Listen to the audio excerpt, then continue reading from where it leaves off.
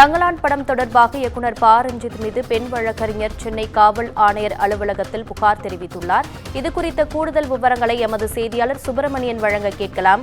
வணக்கம் சுப்பிரமணியன், இதுகுறித்த கூடுதல் விவரங்கள்.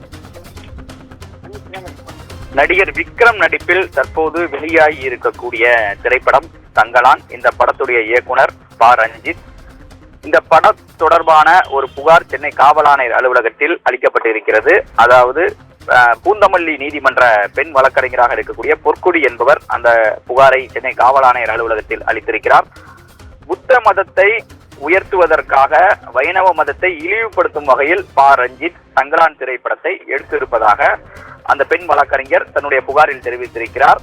அது மட்டுமல்லாமல் சர்ச்சைக்குரிய வகையில் பல காட்சிகள் அந்த படத்தில் இடம்பெற்றிருக்கிறது. ஒரு மதத்தை இழிவுபடுத்தும் வகையில் அந்த காட்சிகள் இடம்பெற்றிருப்பதாகவும் அவர் அந்த புகாரில் அளித்திருக்கிறார்.